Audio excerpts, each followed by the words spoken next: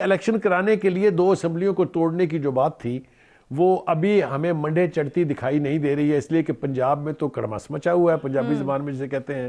کے پی کے نے ایک مورل پوزیشن کہہ لے لی ہے، یا وہ اس پردے کے پیچھے چھپ گئے ہیں کہ اگر پنجاب اسمبلی ٹوٹے گی تو ہم بھی تعلیل کر دیں گے، لہٰذا ادھر سے تو کوئی توقع نہ رکھیں آپ جب تک پنجاب کا فیصلہ نہیں ہوگا۔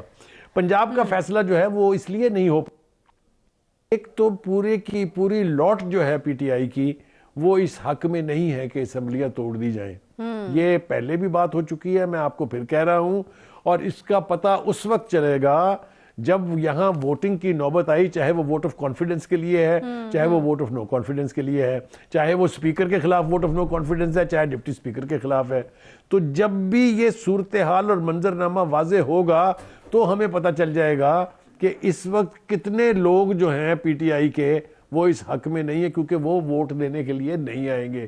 میں نے پہلے آپ کے سامنے بیٹھ کے 26 کا فگر آپ کو دے دیا تھا، میں آج بھی اپنی بات پہ قائم ہوں، کیونکہ اگر ان کے پاس نمبر پورا ہوتا تو اس وقت تک پرویز الہی صاحب ووٹ آف کانفیڈنس لے کے اسمبلیاں تحلیل کرنے کا عمران خان کا خواب پورا کر چکے ہوتے۔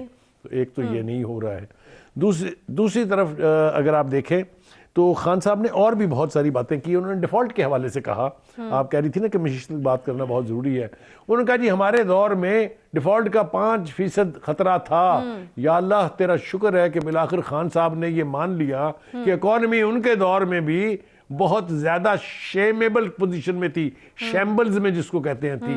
یہ اقرار ہے، یہ کنفیشن ہے، اقبالی بیان ہے یہ، کہ وہ پہلے کہتے تھے نا ہماری تو اکانومی شوٹ کر رہی تھی، آسمان پہ جا رہی تھی، ہمارا تو گروتھ ریٹ یہ تھا، ہماری تو اوورسیز کی ریمیٹنسز یہ تھی، ہماری ٹیکس کلیکشن تھی، یہ سارے دعوے آپ نے سنے ہوئے نا۔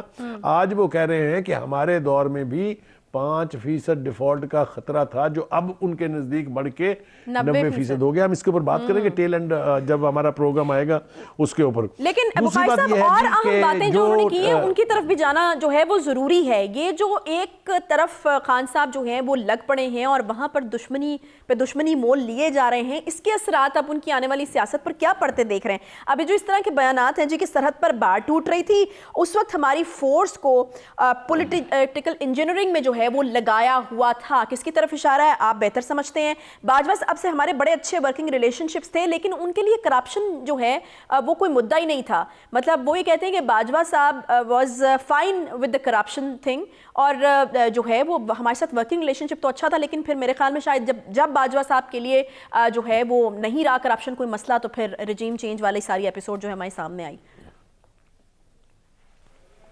دیکھیں عائشہ، گزارش یہ ہے کہ یہ پھر بات نکلے گی تو پھر دور تلک جائے گی۔ یہ جب سے اقتدار سے موصوف فارغ ہوئے ہیں اس وقت سے انہوں نے عسکری قیادت کو نشانے پر رکھا ہوا ہے، کوئی موقع ہاتھ سے نہیں چھوڑتے ہیں۔ کبھی تو وہ یہ دھمکا رہے ہیں کہ وہی حال ہوگا جو مشرقی پاکستان میں ہوتا، آپ کے سامنے ہے، میرا بیان نہیں ہے۔ یہ بڑا سنگین سٹیٹمنٹ ہے ان کی طرف سے۔ یہ جو اس ملک کے شیخ مجیب الرحمان صاحب بن رہے ہیں 6 پوائنٹ والے، ان کو کچھ تو سوچ سمجھ کے بولنا چاہیے خدا کے لیے۔ پاکستان میں اب پاکستان ایک نیوکلیر اٹامک پاور کے طور پہ جانا جاتا ہے، اس کے سابقہ پرائم منسٹر کو اور وڈ بھی پرائم منسٹر کو، جو خواہش ہے ان کی دوبارہ بنیں گے، ان کو بیانات دیتے ہوئے بہت ذمہ داری کا مظاہرہ کرنا چاہیے۔ دوسری بات یہ ہے کہ یہ وہی عمران خان صاحب ہے نا جو جنرل باجوہ سمیت پوری فوج کی عسکری قیادت کو کمپلیمنٹ پے کرتے نہیں تھکتے تھے کہ جس طریقے سے انہوں نے بارڈرز کے اوپر پاکستان کا دفاع کیا ہے، جس طرح انہوں نے دہشت گردی کے خلاف جو ہے وہ جنگ جیتی ہے۔ یہ سارے کچھ بیانات انہی عمران خان صاحب کے تھے، جو اب بالکل یو ٹرن نہیں ہے بلکہ یہ او ٹرن ہے، یہ اس دائرے میں گھوم رہے ہیں، کبھی کچھ کہہ رہے ہیں، کبھی کچھ کہہ رہے ہیں، کبھی کچھ کہہ رہے ہیں۔ تو یہ جو رویہ ہے، یہ رویہ پاکستان کی عسکری قیادت کی ریپوٹیشن کے لیے، پاکستان کے اداروں کی ریپوٹیشن کے لیے بہت ڈینجرس ہے۔ آپ دیکھیے کل بھی ہم نے بات کی تھی آئی ایس آئی کے بارے میں، آج پھر انہوں نے ارشادات فرمائے ہیں، کل جو انٹرویو دیا ہے انہوں نے، وہ کہہ رہے ہیں جی ان کے پاس تو کوئی کام ہے نہیں، ویلے بیٹھے ہوئے ہیں وہ، تو ان کو کسی کام سے لگائیں جی، انہیں کہیں ڈالر روکیں۔ آپ ذرا تصور کریں، ایک شخص جو ملک کا پرائم منسٹر رہا ہے وہ آئی ایس آئی کو کہہ رہا ہے کہ آ کے منی لانڈرنگ روکو۔ یعنی جتنا آپ سیاست سے دور کرنے کے لیے لوگوں نے کیمپینز کی ہیں، جتنا فوج خود کہہ رہی ہے کہ ہم اے پولیٹیکل ہو گئے ہیں، اللہ کے واسطے ہم کو اس میں نہ گھسیٹیں، آپ ان کو نئے رول دے رہے ہیں۔ بھئی آپ ہیں کون؟ Who are you by the way؟ آپ طے کریں گے یہ کہ آئی ایس آئی کا رول کیا ہوگا. یار خدا کے واسطے یہ چیزیں پارلیمنٹ کے اندر آرمی ایکٹ کی صورت میں طے ہو چکی ہوئی ہیں کہ کس کا کیا رول ہے. اس کو اس طرح سے کھول کے کھنگالنا اور روز سکرین کے اوپر تھوڑی دیر کے لیے چھائے رہنے کی وجہ کے لیے آپ اس قسم کے کھلواڑ نہ کریں پاکستان کے اداروں کے ساتھ, پاکستان کی عسکری قیادت کے ساتھ, اور پاکستان کے جو سویلین ادارے ہیں. پارلیمنٹ کے بارے میں آپ کیا کیا کہتے رہے ہیں, آپ کو میں ماضی یاد دلاؤں گا جب اگلے سیگمنٹ میں ہم جائیں گے کہ آپ ماضی میں کیا کہتے رہے. ان کو لعنتیں آپ نے بھیجی پارلیمنٹ کے اوپر, یاد ہے آپ کو عائشہ صحیح کہ میں لعنت بھیجتا ہوں اس پارلیمنٹ کے اوپر.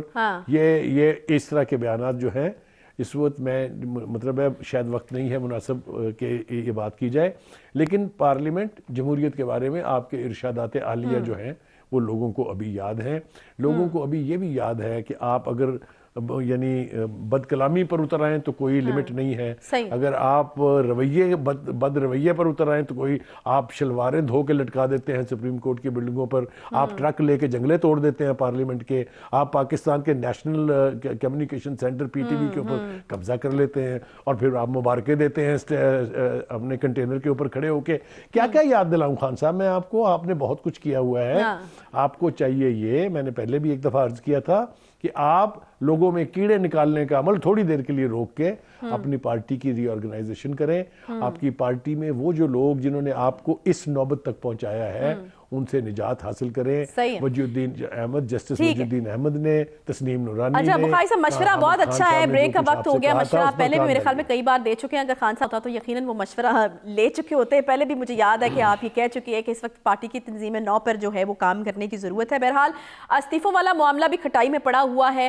اس وقت خان صاحب کے ساتھ مسئلہ یہ ہے کہ جس چیز کا وہ ارادہ کرتے ہیں, جس چیز کا دعویٰ کرتے ہیں, وہ ہو پا نہیں رہی ہے. اب وجوہات اس کے پیچھے کچھ بھی ہوں, اب یہ ہم دیکھ رہے ہیں کہ قومی اسمبلی میں استعفوں کا ہی معاملہ لے لیجئے, وہاں پر بھی جو ہے کسی کروٹ جو ہے وہ اونٹ بیٹھنے میں نہیں آ رہا ہے. یہاں پر کیا معاملات ہیں؟ اس کے علاوہ پنجاب میں ایوان وزیر اعلیٰ سے بڑی عجیب و غریب قسم کی خبریں آ رہی ہیں کہ وہاں نوازشوں کا سلسلہ جاری ہے. آخر اس کے پیچھے کیا وجوہات ہے, اس پر بھی جو ہے ہم بات کریں گے. ایک چھوٹا سا بریک لیں گے, ساتھ رہیے.